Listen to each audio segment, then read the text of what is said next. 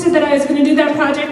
I'm fairly happy. I thought it would be a little bit different, but always a learning experience and willing to take a risk, even though it maybe wasn't exactly what I was anticipating. But I'm glad I found some soil biology that was wanting some carbon. So, here's Greg. Thank you. Before I get started on this, there was a couple topics I wanted to cover. Somebody asked me, they didn't quite understand how we were not reseeding, why I stopped reseeding clover seed in our pastures. Once we went to high density grazing, where we weren't grazing the plants until they're fully recovered, the plants had a chance to set seed. Before, we were always grazing the plants before they could set seed, so you would exhaust the seed supply and you wouldn't have any clover. Now we've got about 30 to 40% red clover, white clover, bird's foot, lespedeza. That's all come in just because of our grazing practices by giving it enough time that it drops a good hard seed. And folks, the one that gives you the best seeding is the one that's in the late fall. That has that good hard seed in it. And that's the one you're really after. It's not the early seeding. Our clover goes through 2 seedings a year in Missouri. So that's how we got by without putting down clover seed. The other thing I wanted to cover, this is something I've challenged the Amish to do in Kentucky, and 2 brothers have done it, and I've talked to other ranchers that have done it. And that is, when you get in a drought situation, look at your neighbor, or maybe your son, father-in-law, whatever, somebody that you know that has cattle that's close to you. If you all can go together and combine your herds, get those animals off your range. Put them on the neighbor's ranch. Put them together. Graze through his ranch and then come over to your ranch. It extends your recovery period and it increases your stocking density. You're going to have more animals, more manure pests, more urine, more animal impact, and you will both make more money. There was a family, 4 families in Australia did this. Each family had large herds. They had like 800 or 900 cows. They put them all together, 4 families. They put the herd up to 3,600 cows. And when the cows went on to Robbie's ranch, the other 3 families, they didn't have anything to do with them. They could go on vacation, they could go to Spain, whatever, or they could just go fishing, whatever. But when they came on to Justin's farm, well then Justin was in control of those animals. Until they got through Justin's farm. And then Brian. And they looked at their profit margin on those farms. It skyrocketed. And that's because they had a bigger mob. They had a bigger horsepower engine. See, when I heard Ian speak, I told him, I said, I can do in Missouri what you're doing. He had 4,000 cows on 40 acres. 4,000 on 40 acres. And I'm like, I can do that. I already did the math. I had my thing in, I was calculating. I said, I can do that in Missouri. I had 100 cows at the time. And he said, Greg, you can't. I'm like, what do you mean you can't? What's the difference between Missouri and South Africa? No. The difference was he had 4,000 head. He said, Greg, I have a 4,000 horsepower engine. You've got a 100 horsepower engine. That's the advantages of having bigger herds. So look across at your neighbor. If he's hurting, and he's at 25-30% through his rotation, get together, talk about it, brainstorm it. I don't care how you do it, but try and do some of that. The Amish all live together in one community. My gosh, and there's gravel roads that just separate the farms. Put them in the road and just drive them to the next farm. That's what we do. We drive our cattle. We don't haul them. We've got 16 farms and they're all within 5 miles. And so we're having cattle drives constantly up and down the gravel roads. And we do it when everybody goes to work. We don't get on the road till 8 or 9 o'clock in the morning. Everybody's in town working. And so it's not a big deal. Okay, somebody running my deals. So we're talking about monitoring animal performance. You know, we talked about the solar collector. We're concentrating on grazing up there on that leaf 3 and the 2, just getting the tips of it. We're leaving the center portion of the plant alone. And there's that tiller you don't want to graze off. If you take that daughter tiller off, you're in trouble. Your plants are not going to grow back. Not very well. Okay, next one. Where do you start? You got to focus on animal performance first. And the saying is, you cannot save the world until you save yourself. What that means is, if you really get into this, and you see the advantages of mobbing your animals up, and you're like, you know what, I'm going to go for it. I'm really going to work this land over these cows. Don't do that. They are live, breathing animals. You can do it for a short period, maybe an hour or two, but don't do it daily, every day, all day long, because your animals will suffer. So, when you back up one, please. When you're saving the world, we're talking about building soil, more diversity, all that kind of stuff. But when you save yourself, that means you've got to make sure your cows get bred. And if you take your eye off the ball, that's what can happen. You can have some open cows, okay? So this is springtime. It's just a pretty spring pasture. Full recovery period. Grazing immature plants, it slows the regrowth. When you graze an immature plant in the spring, 40% of your pasture growth is gone for the entire growing season. You're not going to get it back because you chopped that baby's head off. That's what it is. It's a baby plant. You chopped his head off, and he didn't have very good root structure or anything, and now he's got to use it. See, what you don't want to do, folks, is you don't want that plant to use the roots to grow the top back. You want that plant to use the solar collectors, the leaves, to gather the energy from the sun. There's carbohydrates stored in those roots, but you don't want those roots to exhaust themselves, pushing that new growth back. Not when you got a solar collector, use it. It's a powerful machine. Use it. So there's a fully recovered pasture. We're getting ready to come in there and graze that. Here in a minute, there's some of the posts, okay? Seed heads. Everybody freaks out about seed heads. You know, oh, the seed heads are on the cows are going to starve to death. Well, seed heads are grain. There's a lot of energy in some of those seed heads. Yeah, the palatability of the plants will drop off if it's on there for a long time. Mature plants are more, you got more energy in them. The immature plants, you got very low energy. Okay? There's a trampled paddock. I love that picture. Folks, if you had to unroll hay to make up for the amount of carbon that those cows trampled on the ground, just in that one field, you're probably talking, I think there was about 20 acres in that field. You're probably talking 150 to 180 big round bales that I would have to buy to unroll to make up for that much carbon. And the cows did it for free. And they still got a good diet, and I'll show you that. Go on. Okay, you got to monitor their grazing patterns. Fresh trampled litter on the ground, proper gut feel on the left side in front of the hip bone. It looks like this. There it is. So, there's the hip bone, and it's only on the left side of the animal. These animals are both limited. It doesn't show up as well on the red animal as it does on the black. But people will look at that pasture like, Greg, but there's a lot of grass in there.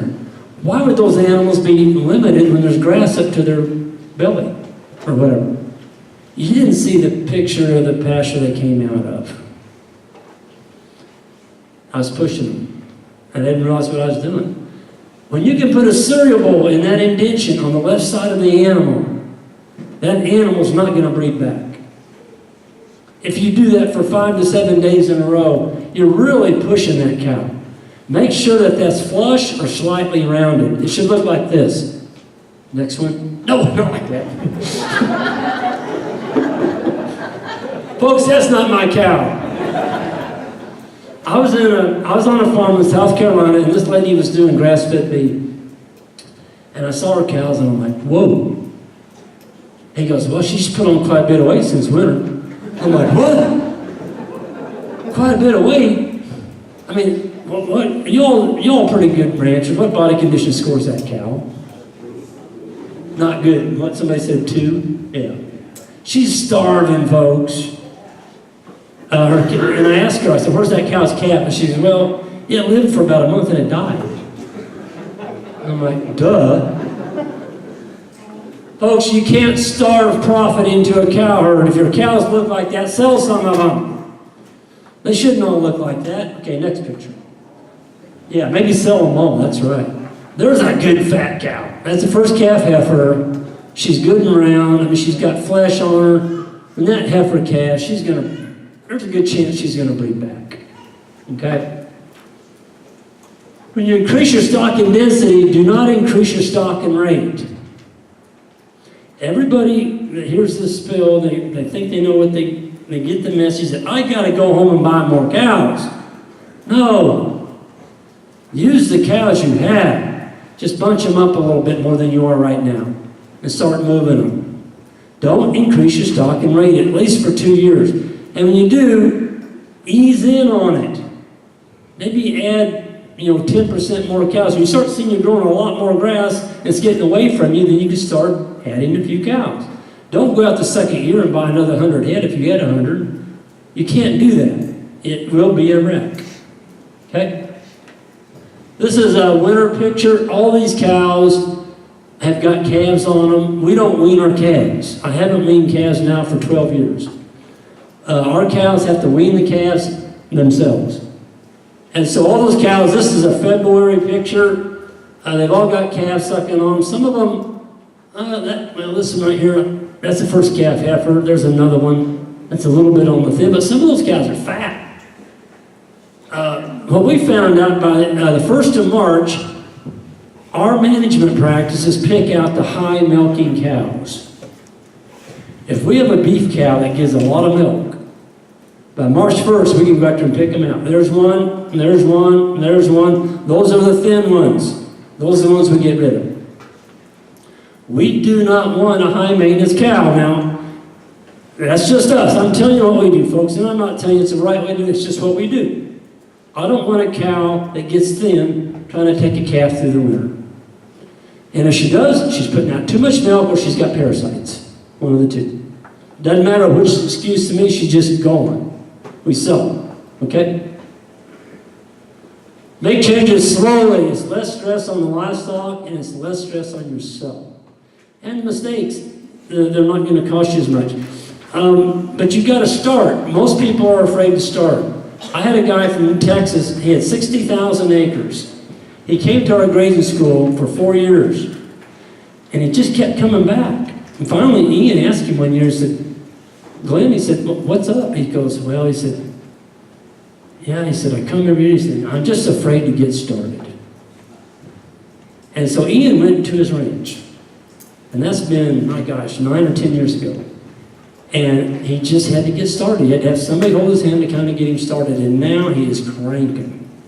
I mean, it's unbelievable what he's done to that ranch. But he was scared. He's scared he's going to make a mistake. Folks, you will make mistakes. But you won't. At the end of your life, you can't look back and say, darn it, I wish I'd have tried that.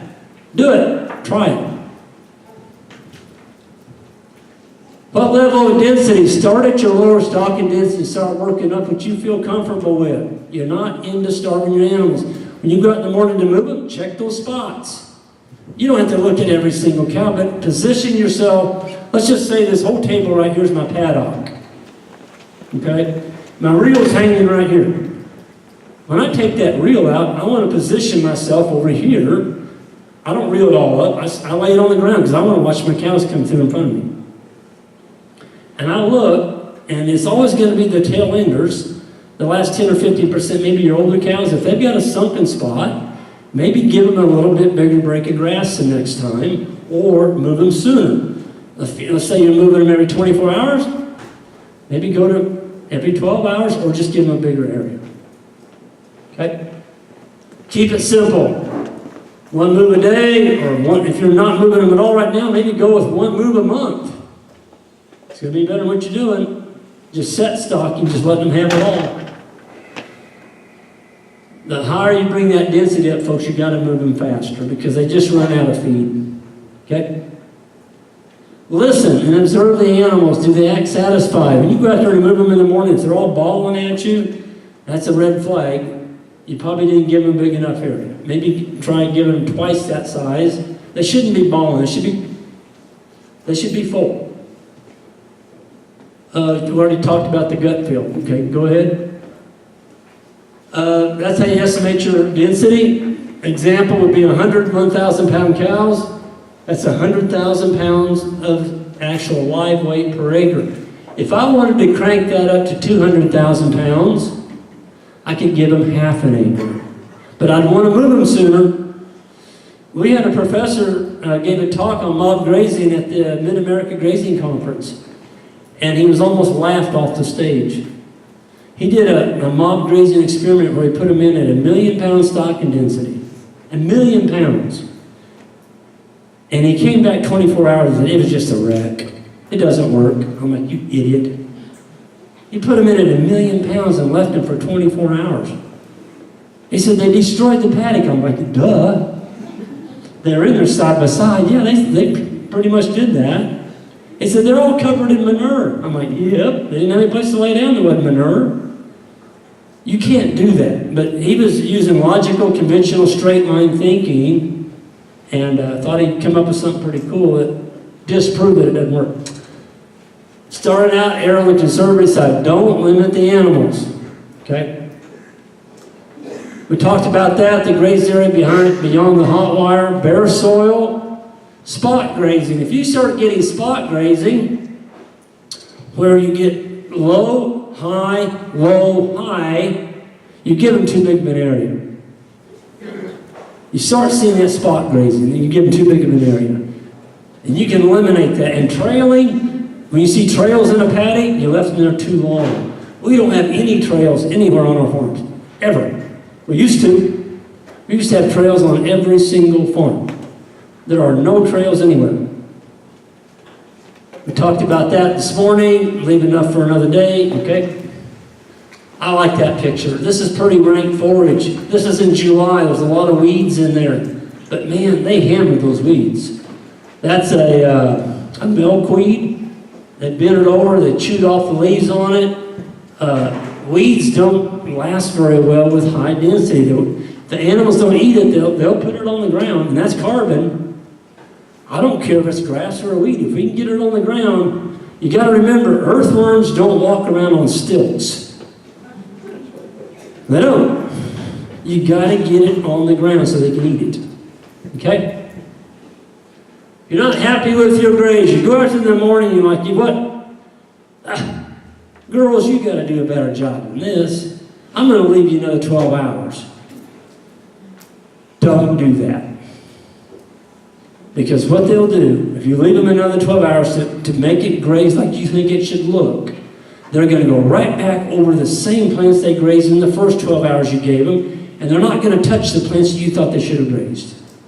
Don't worry about it. Leave them alone and move forward. Those plants they didn't graze on that first pass, later on in the summer, maybe even in the fall, they're going to fall over. That's going to be your carbon. That's going to be your litter bank. It's not wasted if you didn't graze it. Period. Bank it. Don't hay it. If the grass gets away from you in the spring, you can't get around your whole ranch, just leave it off. Act like you don't own it. Go around it. Matter of fact, there was a really good article written in The Acres, and I've done this a little bit, not to the extent that he did, but he gave part of his farm a sabbatical. A sabbatical is an extended rest for a whole year. So what he did is he divided his farm up. This guy was in New Zealand, really outside the box thinker.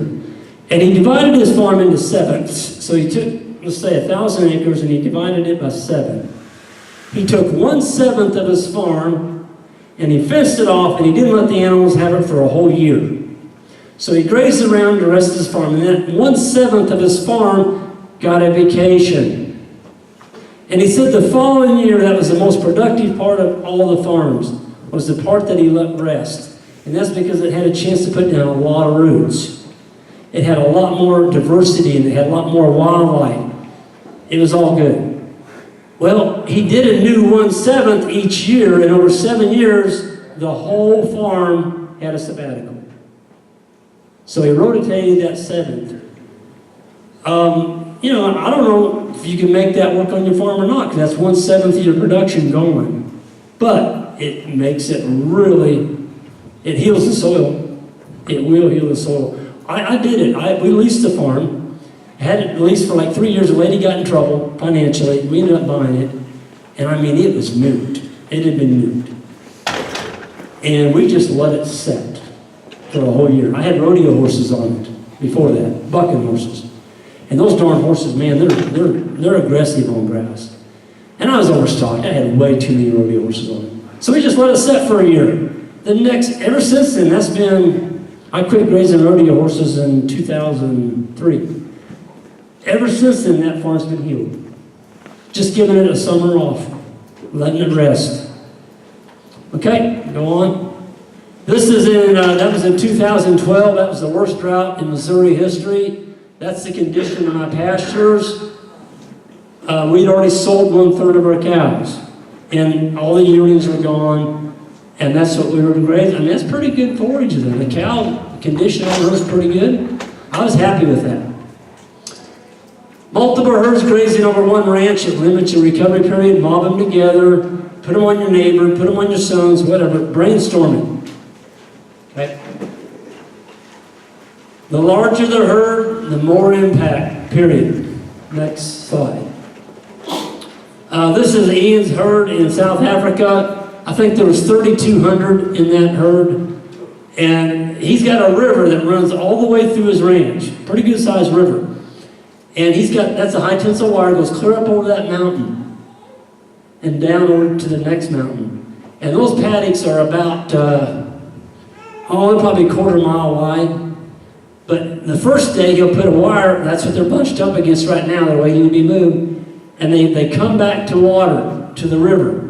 The next day he rolls that wire, or the next move, and they go back up here. But to get to water, they've got to come back. What he's found out, and I had found out the same thing, the cattle with that movement going across that grass that they've already grazed, they have fouled it. They fouled it with their hooves. It's got manure on it, it's got urine on it. They don't graze it. They're on that fresh patch. They got to come back to get water, but they don't regraze this. Now, if you leave them on this strip longer than 4 days, now this is in Missouri. Your growing conditions wouldn't be this fast. But in Missouri, if I leave them on a strip longer than 4 days, and I'm grazing back to my water supply, I'll get regrowth. I'm already getting regrowth right here. And on the 4th day, when those cows come back to drink, they're going to eat that regrowth. So you don't go longer than 4 days on a paddock in Missouri. And I don't know what that recovery period would be on your farm. You may not have to worry about it. But Ian's making those cows walk 3 miles to water. I mean, he's grazing 3 miles away from the river. Okay? Don't take too much of the plant. Watch the animal and the water. This is something that I did. I got wowed into watching the plants and I forgot about my animals. I was so intrigued. Folks, you got to remember, I had land that I never could get cows to graze. I would put them into these paddocks every year. It was the same darn thing. They would graze this area of the paddock really well, and this side over here, they wouldn't even touch it. And it just got woolier as the summer went along. They wouldn't touch it. I'm like, I'm paying taxes on it. I had to buy it. And my cows are not grazing this grass. Why? It was animal impact. Once I started putting the animals on there and beating this side down and getting them trampled, boy, when they came back, the whole paddock was free game. It was all good stuff. Just because they trampled it. They didn't eat it, they trampled it. It was too woody, it was too mature, but I got them on there and made them trample it. Okay? Are your cattle licking at the water? Watch them. If they're licking at the water and they're drinking out of a stock tank, you've probably got bacteria in your water. Cattle are around 75-80% water, and if you limit the water intake, it's going to limit their performance. They should lower their head and take a deep gulp. They shouldn't be licking. If they're going around the tank licking at your water, you've got bacteria in there. Okay? Watch them drink. Okay? So this is my hypochlorite tablet right here. There's a Gatorade bottle underneath the water. That's my float. And I put a 1 ounce tablet in 400 gallons of water. That's swimming pool cleaner. It's a hypochlorite. And it keeps that tank just spotless clean. The cattle drink the water, and you can take that water and smell it. You can even taste it. You can't taste any chlorine in it. But that's 1 ounce per 400 gallons. Don't get any more than that. And so that Gatorade bottle, it's laying underneath there. I took a pocket knife and cut, half a dozen holes in it so the water can move through it. The pill is in the bottom of that. This is just a bobber. This is my bobber, just to keep it suspended. I think the next picture shows it better. That's the pill, that's a tablet going. So you're sticking it in the end of that, okay? And on these small tanks, we don't have any problem with algae. And that one tank, that's a 60-gallon tank. In the springtime in Missouri, I told you we're on clay base, so we get pretty puggy. We can get, a couple 3-inch rains, and we found out by putting a sidewall, that's a sidewall out of an earth-moving tire, one of those on each side of that tank. There's 380 cows drinking out of that tank. And you don't tear up your pasture. I hate bare soil. And one thing I hate worse than bare soil, and that's mud. I detest it.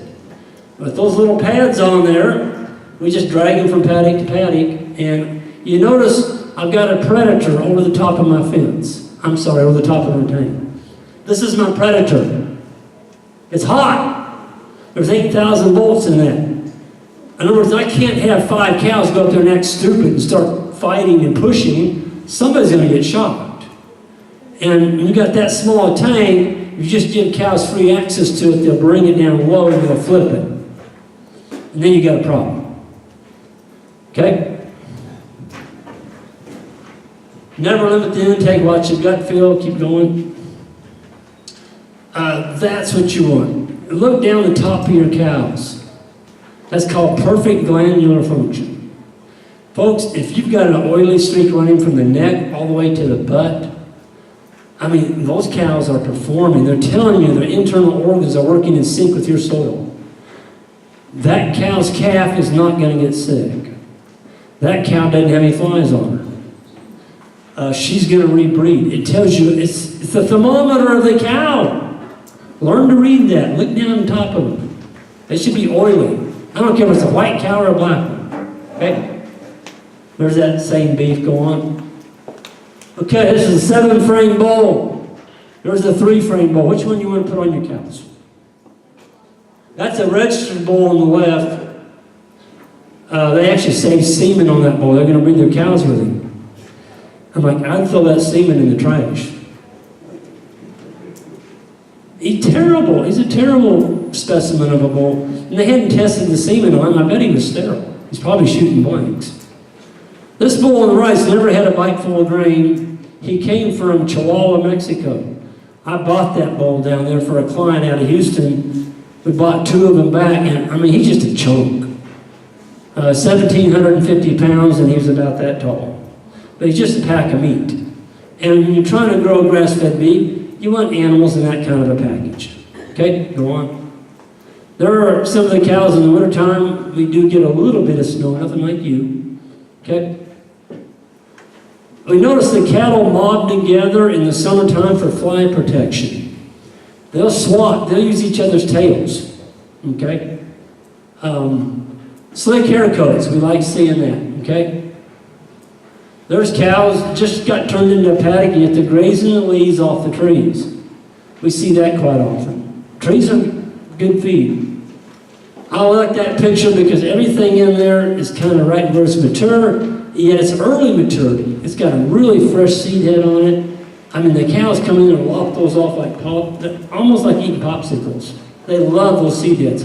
We measured the bricks. Y'all know what the bricks is? The bricks is the sugar content in your blades of grass or your seed heads. We've measured bricks as high as 25 in our clover. Folks, if you get your bricks at 7 or above, you're at about 1.2 pounds a day. If you get that bricks up to 12 to 14, now you're up to 2 pounds a day gain. It's sugar. The wine industry uses it. And you can measure the bricks on your grasses yourself by using a tool called the refractometer. They're $40. Refractometer. and you just squeeze the juice out onto the glass. You gotta have a garlic press. Put your grass in there, squeeze it out, and then hold it up to the sun, and it'll give you a reading of what your Brix is and your grasses. If you're below 7, your gains are gonna be awful. Your gains are not gonna be good. And you need to take your reading at the same time of day. It needs to be taken, it should be in the afternoon. 2 o'clock is the best. That's when you're gonna get your best reading. Now if you take it at 10 o'clock in the morning, it's gonna be different because you haven't got the energy yet. The sun hasn't hit that plant. It's the sunlight in symbiosis with the plant that gives you the energy and the sugar, okay? Oh, that's why you want to bale hay when the sun's shining. If the sun's not shining, you got to mow hay, that's very low energy hay, you didn't get the sugar. You mowed down a whole bunch of hay, didn't have any sugar in it. 60 days before calving, 80% of your unborn calf is grown. Be careful, don't limit them during that time because it will show up. I did it. I had calves, I had pneumonia, I had pink eye, and I'm like, what is going on? I'd limited the cows. And I was looking for an immediate Band-Aid to fix it. It was something that I did prior. Okay? Keep going. Just keep clicking. So the pH of 7, pH of 7, minerals are taken up perfectly. Your immune system works. They can shed parasites, maximum growth, maximum conception. And we do use free choice minerals, which looks like this. It's got 16 mineral boxes in there, so the cows get to go through there. There's 8 on this side and there's 8 on that side. It's got a chain on it. We just drag it from paddock to paddock, and the cows can self-mineralize themselves. We call this our traveling laboratory. So the cows go into a paddock, there's no phosphorus in the soil. There's no phosphorus in the plant. They can go into that box and eat the phosphorus and they poop it out. 80% of the minerals pooped right back out onto the paddock. So over time, theoretically, under high stock density grazing, where you have a lot of manure in a small area, you can remineralize your farm exactly what's missing. The cows can. You can't, but the cow can. All right? These are some of the bowls down the south. This was down in Mexico. That dang bowl looked like that, and everything out there was growing, had a thorn on it. It's either a thorn or rock. And that bull had that kind of condition. So the function of an animal is to form an environment to which it is born, and that animal did that. And this old guy was an excellent rancher. It took him 70 years, and he never brought another animal into the herd when he started. It was a closed herd for 70 years. Okay? We talked about that. You can go on. Go on. If you get a lot of clover in your pastures, be careful. You can get excess protein running manure paths, and your animals will lose weight. It's hard on them. There's a pretty good manure pad. It's got the little pond in the middle. I like to see my little dimple in the middle. It's got some volume here on the sides, kind of holding it up, and it's the right color. I don't like seeing a gray manure pad. They need to be green.